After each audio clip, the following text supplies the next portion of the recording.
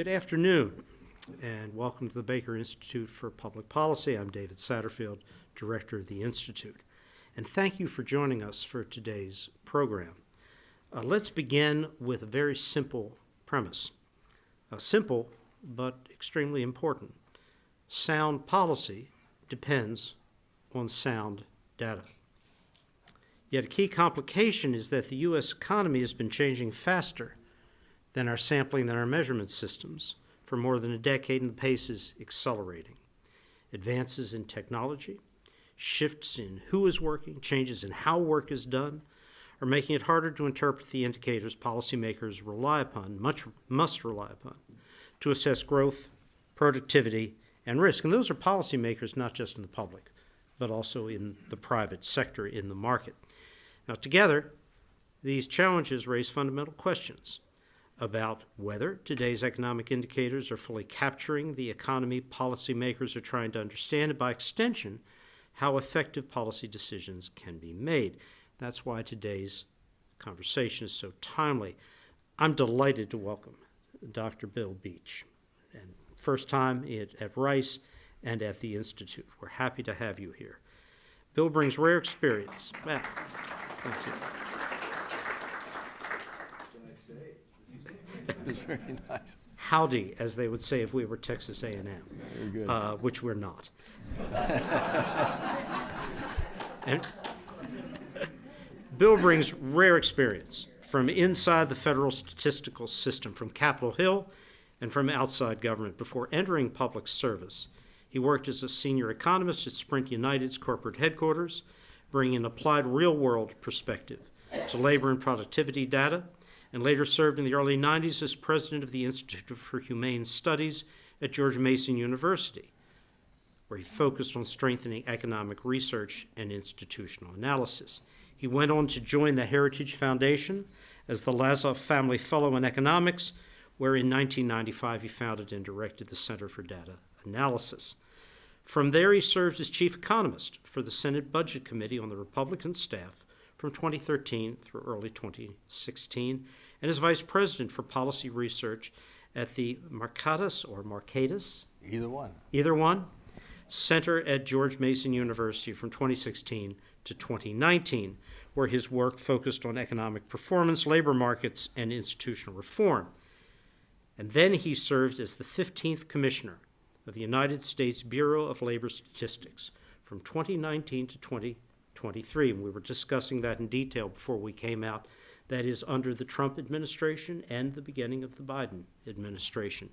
During that time, he worked to improve the measurement of productivity, oversaw technical enhancements to BLS price programs, and advanced understanding of how global value chains reshaped the U.S. labor force and workplaces. Now, he continues to engage these challenges today, and we discussed modeling, how one understands, grasps, and works with models for scoring of legislation, for determining the budgetary impacts, as executive director of the Fiscal Policy Lab, his institution. We're also fortunate to have John Diamond moderating today's discussion. John, of course, is the director of the Center for Public Finance here at the Baker Institute and a leading voice on fiscal sustainability and tax policy. Together, they will explore not only what is changing in the economy, but how we measure it, how we sample it, where our current systems are working, where they can be made better, where they're falling short and why, and what new approaches may be needed to ensure that policy keeps pace with reality. And I like those two words in the same sentence, policy and reality. With that, it is my distinct pleasure to welcome Bill Beach and to turn this conversation over to John Diamond. Thank you very much for being with us today. Thank you. Thank you all. All right, thank you so much, Bill, for coming. We're going to start with labor, right. Because that's Very good. where all the action is right now. We have demographic issues in the labor market. Yes.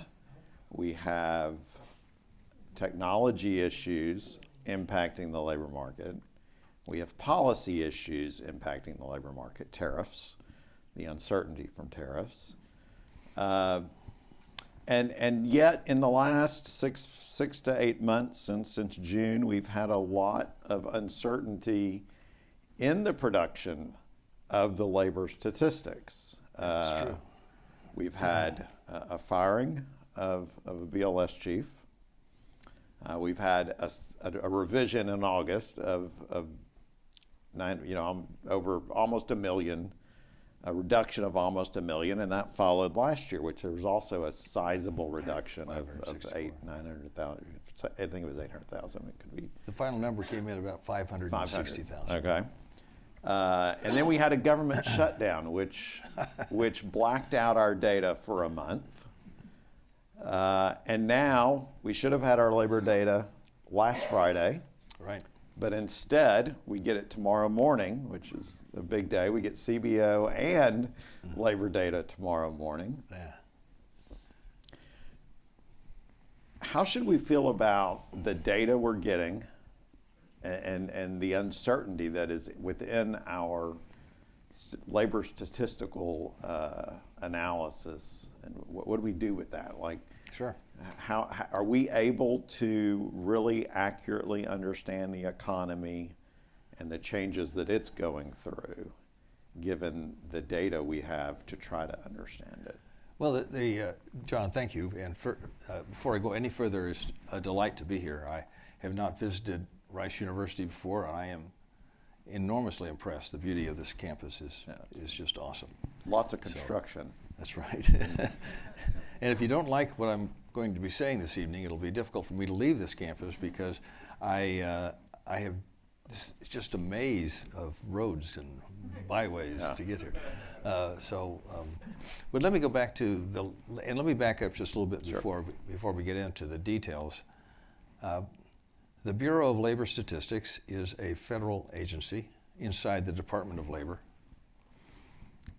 It is one of the oldest statistical agencies in the government, founded in 1885. Not quite as old as the oldest one, and I think that'll surprise you. It's the National Center for Education Statistics. It's the oldest. Everyone says, well, it's not going to be in the Agriculture Department, or the census is even older. But the census was stood up and dissolved every decade until 1900, when the census got a permanent status. So the Bureau of Labor Statistics is venerable, it's old. So its traditions and its standards stretch back into the 19th century, into the beginnings of data science and the computer age and the collection of data. And I think it's been connected, John, throughout its long history with our evolving economy. And so the Bureau has always been a way to get a vision, insight, into how this U.S. economy is changing. And I think the culture, I think it's important to mention that to answer your question, because there's a culture inside the Bureau which is much larger than you would imagine in terms of its influence. And that is, we have been holding the standard since 1885 for understanding labor markets and prices and the organization of the economy. And nothing, and like the postal system used to say, they don't quite do that anymore, but neither a president nor a Congress nor a war is going to get in front of that. You can trust the data. There's a lot of issues. We'll get into the issues tonight about what's happening. We have a crisis in the statistical system of the United States, which is every citizen's concern, and you should be concerned about it. And I hope after this you will be. But the data is coming out of BLS in good shape. Though with challenges, with very big challenges. And so how should you think about the data that comes out of the statistics that comes out? What you see are statistics. You rarely see the data, but you see the statistics. So let's take the labor force, the total size of the labor force, which is 165 million. No one goes out and counts all 165 people every month, million people every month. It's not a census. What happens is a survey is taken that represents the country, and the survey is 60,000 households out of 110 million households. They've been selected in order to represent the country, and then we ask questions to the people who live in those households, who have agreed, by the way, to talk to us. We ask them, what are you doing? Are you doing it for pay? In the past 4 weeks, have you looked for work? Are you working? That's how the unemployment question starts, a question we've been asking in the same way since 1947. And then on the basis of those responses, we sort of multiply the sample to blow it up to the entire country. And so the number of unemployed that you read, or the size of the non-farm employment population, those are statistics. Those are not actual counts. So you're looking at statistics when you look at those numbers, but you trust them because you don't need to know what's behind them, right? You don't need to know that the unemployment rate is surrounded by an air band that is plus or minus a hundredth of a percent. It's so much sample there. Those numbers are produced by people inside BLS who are relying on field people in the field. There's six regional headquarters around the country. And field people go out and collect prices for the CPI. CPI is done by BLS. They go out and they collect the information about the households for the unemployment rate and for labor force participation. Or if you ask the question, how many women are working, or how many men are working, or how many Hispanics are working? Those are all demographic questions which are asked of this household, and then we multiply to bring it up to the size of the female population, or the male population, or the Hispanic population. We get from about 160,000 businesses, we get a survey response, usually through what we call a machine-readable port. They send their surveys into these collection centers. One's in Florida at Fort Walton, and the other one's up in Chicago. And on the basis of that, you get the number of new jobs that are created. Tomorrow's report will have something, we hope, a positive number. It's always good if it's a positive number. I'm going to guess here tonight, I'll put it out there, I think about 35,000 jobs were created last month, 35 to 40,000, somewhere in there. That's based on a survey of 160,000 establishments representing over 300,000 business sites, because a business can have many sites. And so it's a big survey, but again, there are 11 million businesses in the United States. And so it's just a small segment which we blow up to represent the entire country and to represent every single sector of the economy. So it's a complicated process. Now, can you trust it?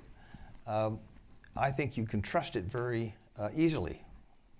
Our data are well documented. You can go on to BLS if you're a statistics person and read about the sample and how much error surrounds each estimate. You can call people at BLS and they will answer. They will actually answer the phone. If they don't, they get disciplined. Not actually, they don't get disciplined, but we strongly encourage participation with the public to build trust. Because if data is not trusted, if the statistics, I've just told you, these statistics are not census numbers, they're estimates. If you don't trust the estimate, even though the error band may be plus or minus a percent, in your mind now it's plus or minus 10% because you don't trust it and you won't use it. And when you don't use it, your decisions will be less informed. And that might be bad for you and it might be bad for the country. So far we can trust the data. What happens? What could make us mistrust the data? Well,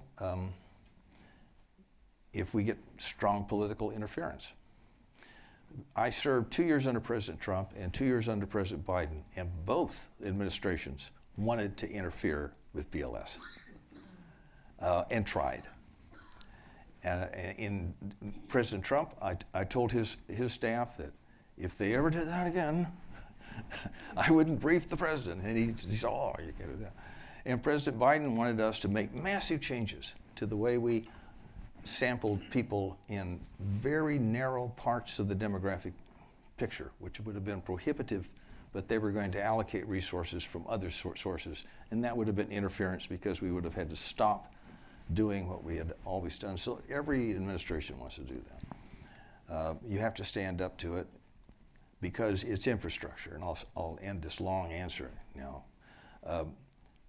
The way I think about statistical data, official statistics, whether they come from census or the Bureau of Economic Analysis or the Agriculture Department's Economic Research Service or wherever, BLS, they're like roads and bridges.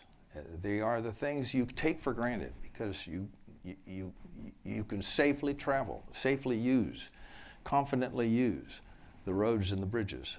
It's only when that bridge starts to crack or that road gets more potholes in it than you find in a Ukraine battlefield. It's only then that you suddenly realize, I should have been more concerned about this infrastructure from the beginning. I think we're beginning to see that now. So let's stick with this topic. So tomorrow we're going to get the labor, the employment estimate, That's the right, employment yeah, report. right. But we also get the new annual number, right? Like they set the base. That's right. And That's right. this is the number that has been revised in August of the last 2 years substantially. Right. I know you've been doing a lot in reforming this or working with committees on how we could reform our statistical system, not only in labor numbers, but in other places as well. Can you talk about that a little? Like, what? Sure. Is there how do we get that annual number? Because that Right. doesn't come from the household report or the firm report. Sure. It's something different, right? Oh my! Well, so this is always fascinating to people because they're hearing it for the first time, and perhaps there's someone here in the audience, or maybe you all know about this. In which case, hold your hands up. We'll talk about something else. So every month we publish the jobs number, and so I just told you that's an estimate. Okay. That's based on modeling and based on other things. It's just an estimate taken from surveys. So during the course of the year, you know that your estimates are probably a little off of reality. So you need to benchmark your estimates at least once a year. Now, what does it mean to benchmark? What you do is you go to a source of data that is counting every single job, which we don't do every month. We do estimates, but there is a database called the census. It's called the Quarterly Census of Employment and Wages, QCEW. No one's heard about it, but it's like the master of the universe. It consists of 12 million, varies, business establishments. I've already mentioned it once tonight. And each state contributes every quarter a number to that quarterly census based on the state's unemployment insurance records. That's a mouthful. You probably know that the federal government does not have an unemployment insurance program. It has a trust fund that supports the states. The states run the UI system in the United States. They own the data. It is their program. And it's managed differently in every state under federal guidelines. So that's where the data comes from, and it's put into a usable form every quarter. So we spent a lot of money, BLS does, to help the states do one quarter correctly. This is called the March quarter. And the March quarter is considered the best compilation of data around for the total number of jobs in the country. And it's broken down by industrial classifications. And of course, it's broken down by states, which is great, right? So we have a state number and a national number. That's called the March QCEW. So we have a staff at BLS that compares the size of the non-farm employment population, all people in March of 2025 who are not working on a farm but are working for pay, compares the estimate we had for March to that census. Now, in 2014, we were 64 jobs off. Yeah. Okay, that's as close as we've ever gotten. Well, there was one year when we were 17,000 jobs off, which is pretty close. But to be 0, 0, 0, right on, spec on, is probably bogus, really. It's probably really. But anyway, I mention it because, as John mentioned, the last several years, the number has been much bigger than that. In 2024, we had to bring down the total number of jobs in the country by 564,000 jobs. After it had been preliminarily announced several months earlier, we do 2 estimates a year. One's the preliminary, one's the final, 818,000. The final number came in at 564.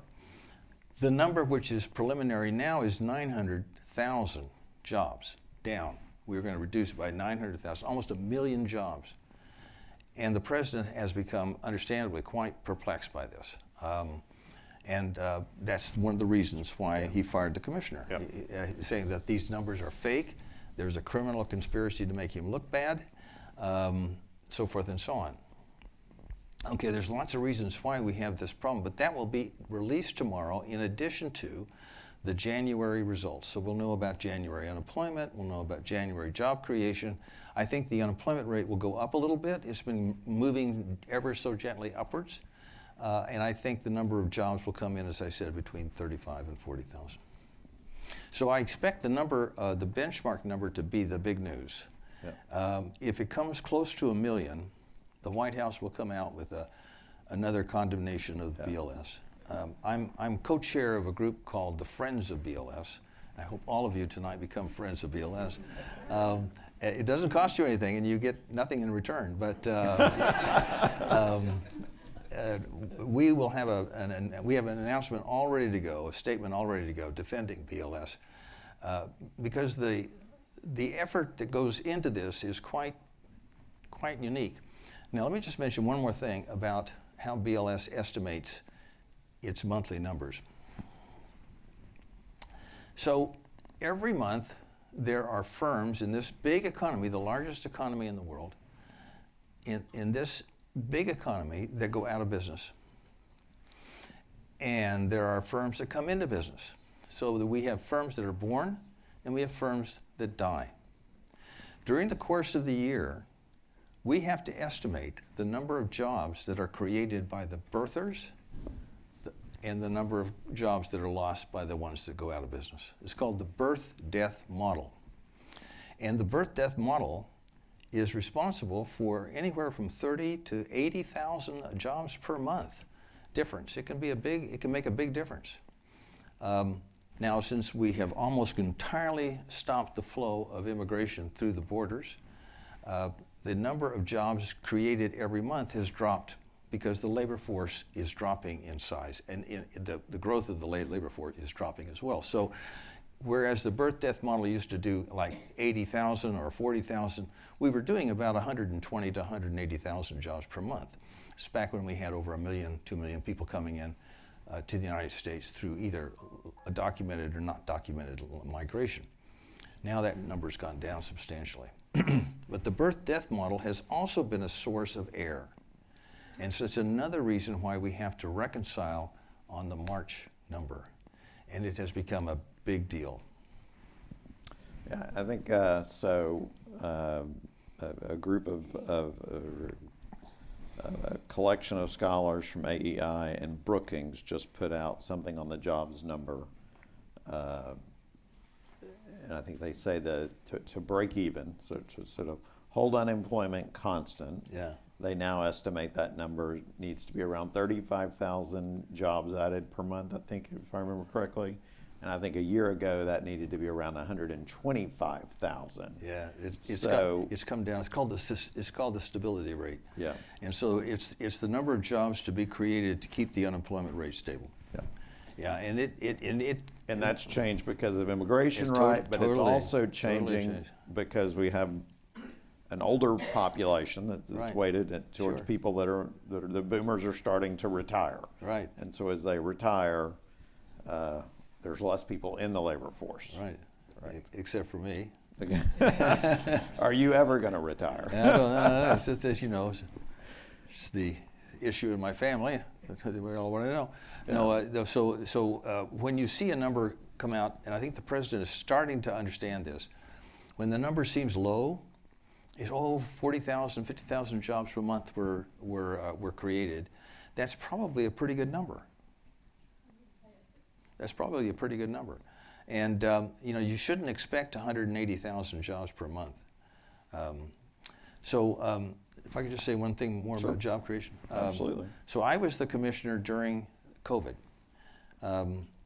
I announced the lowest unemployment rate in 52 years, since 1952, in February of 2020. And then 2 months later, the highest unemployment rate since World War II in April. I briefed the Secretary of Labor on May the 4th about the April numbers. We didn't know what was going on in the economy. By the way, if anyone ever says that the federal government knew what was happening in that early period, they're not telling you the truth, because I was there in the White House and else advising on this. We were just without vision at that time. But I remember sitting across from Gene Scalia, the Secretary of Labor, and saying, now, before I show you the numbers, because he hadn't seen the numbers, it was 8 o'clock in the morning on that Friday. I said, I want you to understand that these are historic numbers.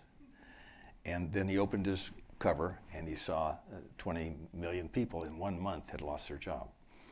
I had the best record for unemployment.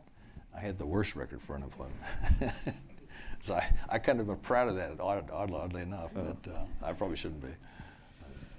So let's switch gears a little. So recently, CBO put out a report, I think it was actually yesterday, Right. that the first 4 months of fiscal year 2026, so that would be that's October, November, December, and January. Right. The deficit is $143 billion less than the first 4 months of 2025. Right. Remember, our deficit last year was right around $2 trillion. So $143 billion is a good cut, but nowhere near enough to say you're bringing the deficit under control. But at least it's a cut instead of an increase. Although there's some reasons to be skeptical of that number, a lot of them. Yeah, there are. But CBO put that out yesterday, and then they have a very important report coming out tomorrow. They do. And I know the Fiscal Lab just held an event on Capitol Hill where y'all educate policymakers. That's right. About, you educated in this case on how to interact and what CBO does and why it's important. Right. So walk us through what people should know about what's coming out tomorrow. Sure. What the 143 number, maybe, why are we skeptical of that? I can also chime in if you need me to. Absolutely, and I will. So just to put a context on this, I'm now going to say things about the deficit and debt, which are not political, because all across the spectrum we're concerned. Whether you're Republican, progressive, conservative, MAGA, whatever, there's an equal level of concern now. And why?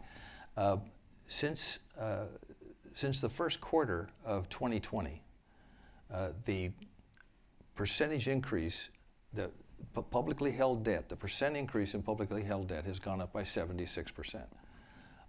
In 5 years, we've had a 76% increase in our publicly held debt. Now, if that doesn't shock you, we've gone from 17 trillion to 30 trillion in 5 years. If you wanted to look before the first quarter, how long would it have taken us to do a 76% increase? You would have had gone back to 2004.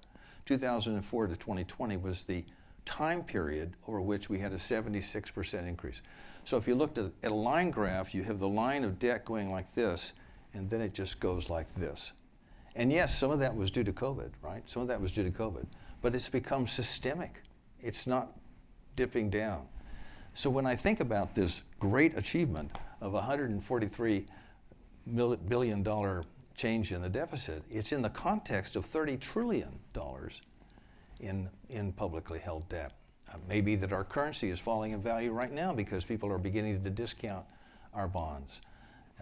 You know, a financial crisis is not, you don't advertise it. It doesn't come on a calendar. It doesn't say, well, next week we will have a financial crisis. The best thing that you can say about a financial crisis is that it's always a surprise. It never comes in announced. The banker in Switzerland usually gets up at 4 a.m. and says, I'm selling everything. So this is a big deal. Now, to go back to the monthly financial statement, which came out from the Congressional Budget Office yesterday, they pretty carefully walked through the numbers. The revenues are up, and a lot of people will say, well, that's because of the tariffs. Actually, the revenues are up because of more collections from individuals like are in this room. Corporate income taxes are down. The tariffs are up. Yes, they're up by 90%, but that's still a small number compared to the $1 trillion that came in the first 4 months in personal income tax collections. Payroll tax collections are also up. So wages are higher. Part of that may be due to inflation. If you think about the representation made by many people that we passed a tax cut bill that will lower taxes for individuals in this country, the truth is that taxes for individuals are up. They're up, and business taxes are down. There's also what's called a timing difference. Taxes that were due the 1st of February, but because February fell on that 1st February fell on a weekend, had to be paid in January. So we had billions of dollars that would have gone into the February receipts that were pulled into the January receipts, and so that caused revenues to rise pretty rapidly because something like $40 billion was pulled in because of a timing difference. On the other hand, outlays, that is the spending portion, are higher in the first 4 months than they were in the first 4 months of the previous fiscal year. So Congress is still spending rapidly. And, well, Congress and the administration and everybody else that can get their hands on the money, right? So we really, whatever we've tried to do to reverse this is really not working. It really isn't working. We are in very dire straits financially. Now, you don't feel it, but you're in that situation where you will when the crisis comes. And I can't think, John, but what we're coming up closer and closer to that. I'm speaking, as you heard in my introduction, I have a Republican background. I would like to draw your attention to a wonderful study that came out of the Center for American Progress by two of my friends, Jared Bernstein and Bobby Kogan, two people who are as progressive as I am conservative. And it is a marvelous essay on the crisis in public debt. So when I say this is not a partisan issue anymore, it truly isn't. And I spoke with Bobby 2 days ago about his paper, and I said, I'm going to tell everybody in Houston about your paper, and I'm sure they'll all read it when they go home. This impacts the Fed as well, right? I mean, Yeah. we often talk about, one of the big discussion points has been the Trump's appointment or nomination of a new Fed chair, and Kevin Warsh. But if you're running deficits of $2 trillion, 6% of GDP, and you already have $39 trillion in accumulated debt, those are all bonds you have to roll over on a pretty regular basis. Obviously cutting interest rates is something that the government needs to do from a standpoint of its interest cost, the cost it faces to finance the $39 trillion in existing debt. But the question is, can the Fed do that? The Fed is they have to buy up. The other thing that Warsh wants to do is shrink the balance sheet so the Fed owns a lot of bonds and mortgage-backed securities on its balance sheet that it accumulated in the great financial crisis. And then in COVID, one group of people would like to see that shrink. Right. But there's a real question of, can you shrink it? Because if the Fed doesn't buy the debt and foreign countries don't buy the debt, who's going to buy the debt? The Federal Reserve. Right? But if they're buying the debt, then Yes. you can't shrink the balance sheet. So what's your... So that is the beginning Yeah, of yeah. the financial Yeah. crisis, right? I mean, we're in this liquidity trap, so to speak, We are, where the government is constantly having to step in to manage the liquidity of the system. Absolutely. The formal term that you're referring to is called fiscal dominance. And bankers, Federal Reserve bankers, worry about this. I once asked Janet, I'm going to drop a name, but I once asked Janet Yellen, because I was chief economist, and I went to a briefing over at the Federal Reserve, and I asked her, what keeps you up at night? I thought it was good. I thought it was a good question. I thought maybe she would say the cat. She said, I worry a lot about fiscal dominance. So what is fiscal dominance, and why would the board chair worry about that? And by the way, I was with her in Miami, and in a private reception, I got to ask her the same question. Are you still concerned about fiscal dominance? She said, even more so today. So fiscal dominance is a condition in which the Federal Reserve has no choice but to buy the bonds and fund the debt. It can't conduct a counter-cyclical monetary policy. It can't cut interest rates in order to stimulate employment. It doesn't have a monetary policy. Yeah, it doesn't have a choice. It doesn't have a choice. The choice is made by Congress and the Congress. president Exactly. in passing spending and Yeah. taxes.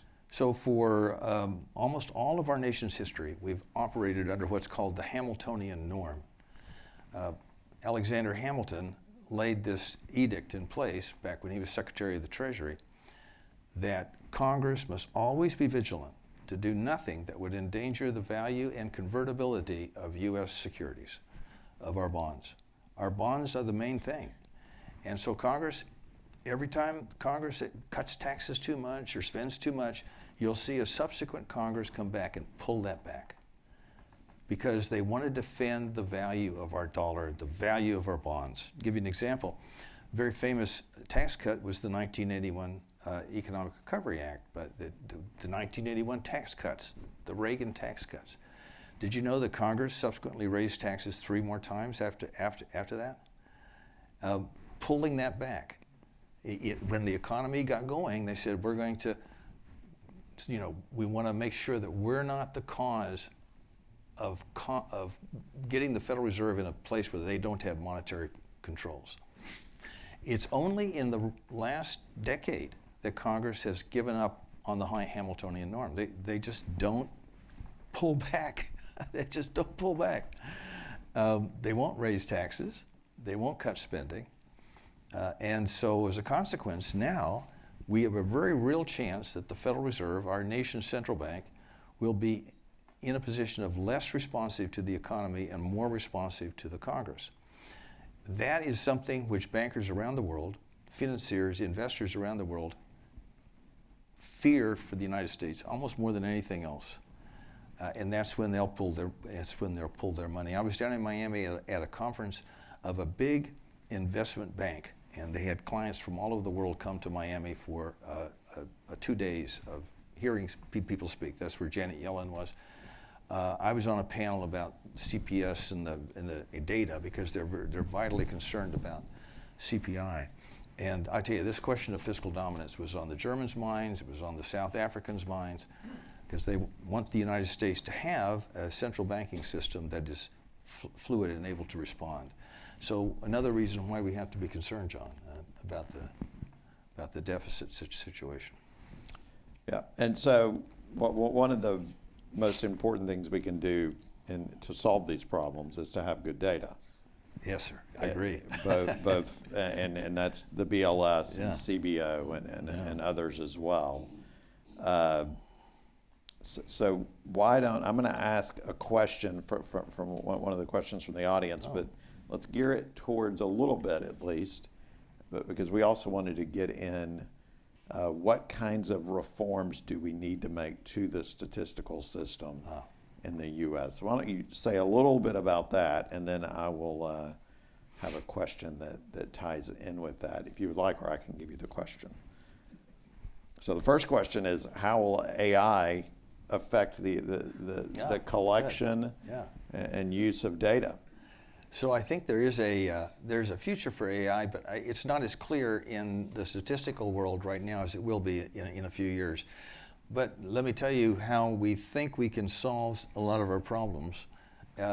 Not our funding problems, not trust problems perhaps, but certainly the product. How can we have more responsive product that's more reliable and less subject to lower response rates?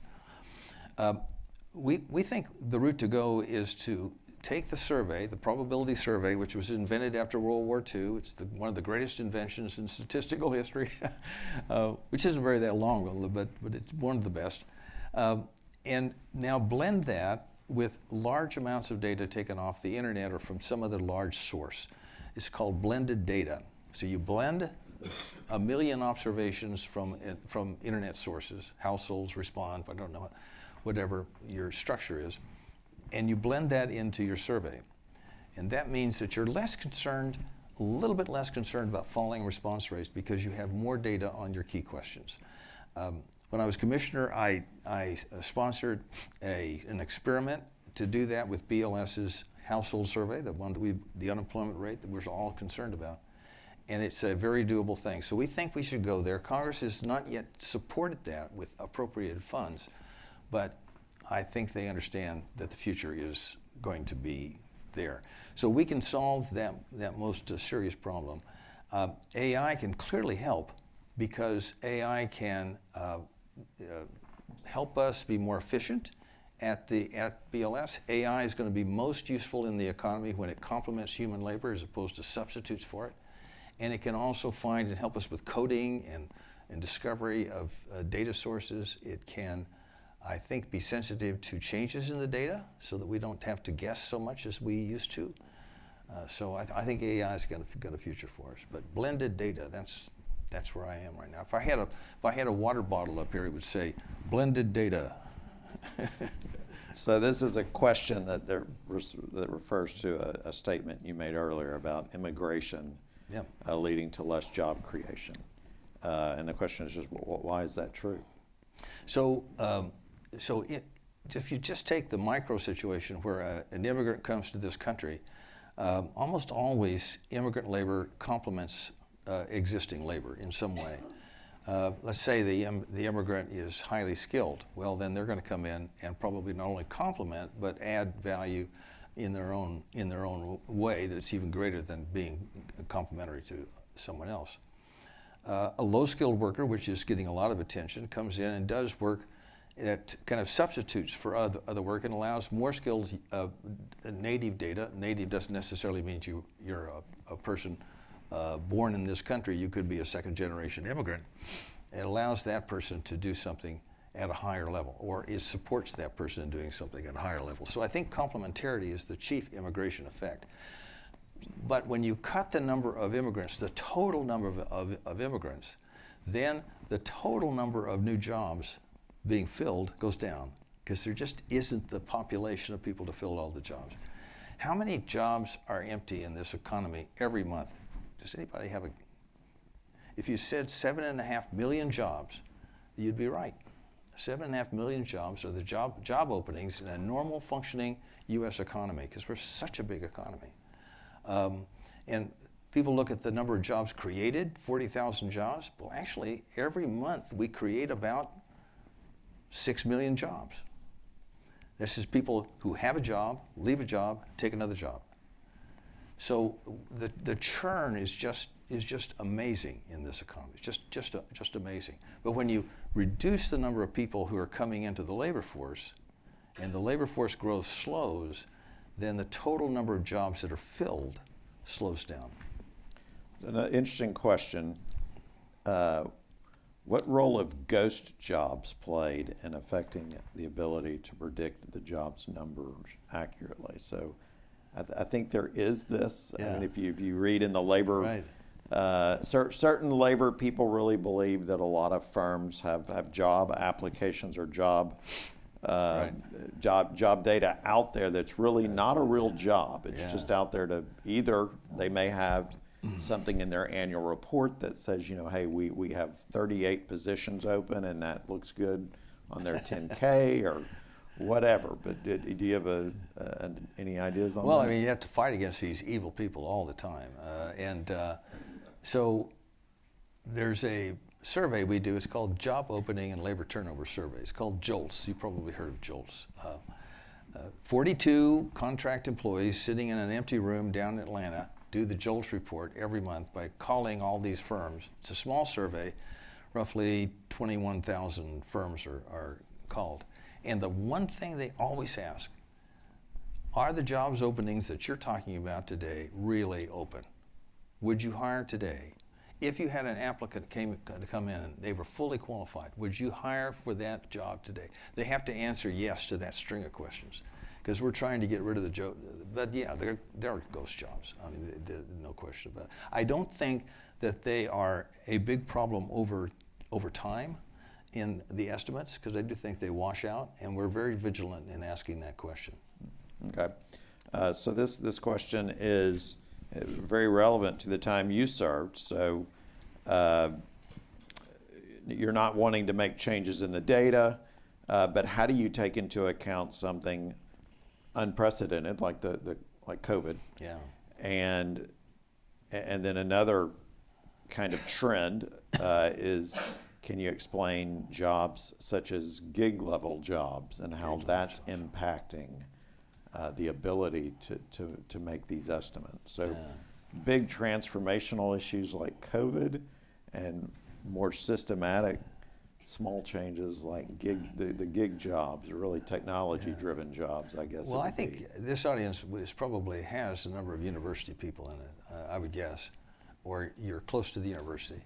And so you know that in April of, or March, late March particularly, of 2020, you had to make a dramatic transformation that you couldn't have known ahead of time would even work. That's move the classroom into a virtual environment and move all your instructional materials from one-on-one and testing and all that. So we had to do that in the statistical system at BLS. I shut down BLS on the 11th of March because I had what I thought was flu all over the country. I was particularly in Washington State and New York City. We had two big regional offices there. And there were 60 people who were out with the flu. I remember that number in Seattle, and I had about 40 or so in New York. And so I thought, well, we've gone through flu before, and we usually shut down for about 2 weeks or something and let the flu go through, and then we reopen. And we thought that's what it was. But I asked Nancy Ruiz de Gamboa, the wonderful lady who ran the Office of Administration at BLS, to tabletop a system-wide shutdown, because if we're getting, and then Denver had the flu. I go, this is ridiculous. How are they getting Denver? I talked to my nephew, who was a doctor in Greeley, and he said, oh, there's something going on here. It's in the meat packing plants, and people are getting sick all the time in the meat packing plants. He thought it was a very serious pulmonary virus of some sort, but it would pass, but it was very serious. We didn't know what we were dealing with. We shut down the system on the 11th, and we had to keep it shut down. Well, then we're right in the middle of collecting the CPI. We're right in the middle of collecting data from households, where we have person-to-person contact. The whole paradigm was based on talking like it at this distance. Yeah. We couldn't. And you just, oh my gosh, it was so bad. So we came up with rules that allowed us to fill in the blanks. We had just to keep statistical quality high, because people are still depending upon it. And then we discovered our monthly series was just not adequate, at all. We thought that in March we had a 4% unemployment rate. The real unemployment rate in March was closer to 9, because the last week when we had shut down collecting data from households, that's when the week that the economy shut down. But we had no record of it at all. We thought the April unemployment rate was 14.8%. It was probably closer. That's the official rate. If you go today and look it up, it's the official rate or something close to that. But there's a big asterisk. I had them put an asterisk by it, because the real rate, we were asking the wrong questions, the real rate is closer to about 20%. 1/5 of the economy, larger than the unemployment rate that we know today in the Great Depression. There was no, if you compare the way we define unemployment now to the way it should have been collected during the 1930s, COVID was a worse situation than at the depths of the Great Depression. So we didn't have any idea what was happening. And then we got questions from the White House. What's happening in these parts of the labor market? What's happening in Denver? What's happening in... I would spend the evening at home talking to the labor market information people in California or in New York, collecting anecdotal information. I had people sending me store closings and what's happening on, things that places I just didn't even. Then what we did is in May we invented the weekly household pulse survey using 11 million cell telephones that the Census Bureau mysteriously had. We began now to get what are called high frequency information. Gallup came in, not Gallup, Google came to us and said, we can track everybody in the country. Yeah, we can do it. I said, well, do it. And so they began to track everyone who had a Google phone, whatever it's called. And so we found ways to develop some new statistics from that crisis. And I think we can use that information today, but it's fairly difficult. Gig workers, very difficult to the platform, we call them the platform workforce. These are people who work usually on their own using a computer software program to register their sales. Think about a Uber driver or Lyft driver. So we have a better handle on the size of that labor force now, but it's a very difficult one to survey. So there's a question with today's capabilities, why not have a much larger sample size? I'm assuming this, with the 60,000. Yeah. So why don't we make that 150,000? And we did not touch on what the sample response was. So and right. what's happened to this response rate over time? So right now, the 60,000 households cost $57 million a year. Okay. And Congress won't give us any more money, or give BLS. That's yes, we could have a larger sample. 57 million is not even money in Washington. I know that you sneeze at the Department of Defense and you've got that much money. And another thing that's hard about the probability sample, like the household sample, is that we're having less and less success getting volunteers, people signing up for the sample. This is called, the technical term for this is called initiation. So when we go out and we try to initiate a household or a business, we used to be able to get 60% of our requests answered positively. That's a very high initiation rate. Your response rate then, you have 60,000 people say, yeah, I'd love to do this. It's patriotic. I want to do it. We had response rates in the 90s, 90%. Now the initiation rate is closer to 20%. We're getting very few households and very few businesses willing to do their patriotic duty of supplying data. It's a different generation. When I was younger and till today, I feel like there's service that has to be done. It's a great country. We want to give back, right? And I think a lot of people still do, but not the people we're asking. I don't know, maybe we're just unlucky. To respond online? Yes, so almost all of our response is done online. It's done, we don't go to households too much anymore for health reasons and also for cost. It's very costly to do that. So the first wave of responses, we start collecting the households data on the week, containing the 12th of the month. So whatever week that is, the 12th of the month. And we collect for 2 weeks. So for the first few days, we'll watch things come in electronically. And then what'll happen thereafter is we begin to do follow-up telephone calls. But the cost of collecting the sample is just going like this, and the response rates are going like that. That's why the probability sample doesn't have a future unless we can blend it with other data. 2 last questions very quickly, and we'll get out of here. Are you tracking the number of jobs supposedly occupied by illegal aliens? No. Okay, and then No, but we do. What we do is we don't ask about citizenship status at all. So if a household has 100% undocumented people in it, we will ask the same set of questions to that household as we would ask to a household with 100% documented people.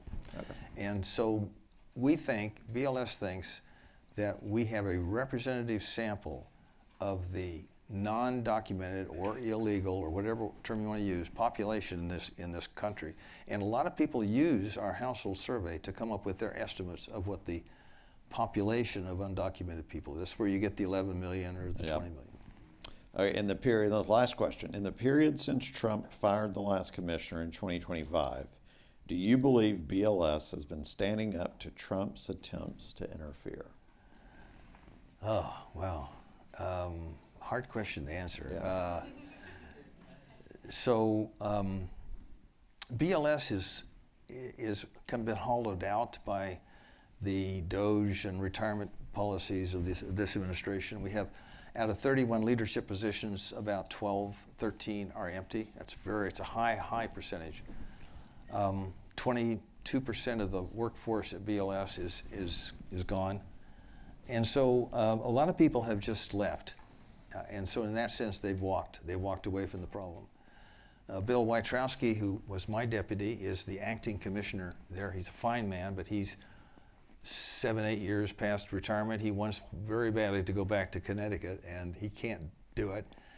The staff is not going to stand up to the president but they're also not going to lay down for the president. Okay, it'll be quiet resistance, much like your teenagers. It's just going to be. They won't be outspoken. So it's up to those people on the outside. The Friends of BLS. The Friends of BLS, right, to say these things. Now, we don't criticize President Trump because of other politics. That's not our focus. We want them to be a healthy statistical system. And remember, President Obama and President Biden also wanted to get in and kind of move stuff around. So it's not the trait of a Republican or of a Democrat. President Trump has done more aggressive things. And so as a consequence, the level of our reaction is much, much greater. When I put a tweet on the day that the commissioner was fired, it was Friday, August the 1st. By Sunday morning, I had 1.3 million hits on that tweet. And so there's the concern. I was very pleased by that because the concern was very widespread and it was worldwide. So I think it's up to people on the outside, stakeholders, citizens, right? People who understand the importance of data as central to our economy and our social and our constitutional life. Really, it is infrastructure. To be concerned about the statistical system, be concerned about attacks on it, try to restore trust. I think that's what we should do, and I think that's the best thing we can do, and the most effective thing we can do. Well, with that, I want to thank everybody thank you, Dr. Veach.